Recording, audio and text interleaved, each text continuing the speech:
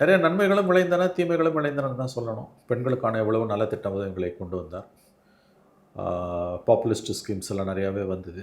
ஊழல் தலைவிரித்தாடியது அவர் மரணத்துக்கு பிறகும் சசிகலாவும் மற்ற 2 பேரும் தண்டிக்கப்பட்டார்கள். அந்த வழக்கில் மூல வழக்கில் முதல் குற்றவாளி அவர் தான். மற்ற 3 பேரும் அபேட்டர்ஸ் தான். உறுதுணையாக இருந்தவர்கள் லஞ்ச ஒழிப்பு வழக்கில், ஊழல் ஒழிப்பு வழக்கில். பதவியில் இருக்கும்போதே ஊழல் வழக்கில் தண்டிக்கப்பட்டு சிறைக்கு அனுப்பப்பட்ட முதல் அரசியல்வாதி என்ற பெருமையை அவர் பெற்றார். பட் அவரிடமிருந்த ஏதோ ஒரு அசாத்தியமானது ஒரு மக்கள் செல்வாக்கு அவரை திரும்ப திரும்ப வெற்றி பெற வைத்தது. அவர் ஊழல் வழக்கில் தண்டிக்கப்பட்ட பிறகு வழக்கிலிருந்து விடுதலை அடைந்து அவர் மட்டும் வெற்றி பெற்று சிஎம் ஆனால் அப்புறம் அடுத்த முறை தேர்தலிலும் வெற்றி பெற்றார். ஸோ ஊழல் வழக்கில் தண்டிக்கப்பட்ட பிறகு அடுத்து வந்த தேர்தலிலும் ஜெயிக்க ஒரே அரசியல்வாதியாகத்தான் அவர் தான் இருப்பார். அசாத்தியமானது ஒரு அறிவு கூர்மை கொண்ட பெண்மணி.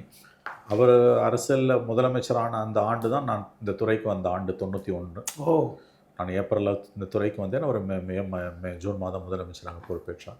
நியோமேட்டின் ஹேர் க்ரோத் லோஷன். இது சாதாரணமான ஹேர் ஆயிலை விட பல மடங்கு வேகமா ஊடுருவி முடி கொட்டுறது, அடர்த்தியின்மை, சிறுவயது வழுக்கை போன்ற பிரச்சனைகளை தடுத்து முடி அடர்த்தியா வளர உதவுது.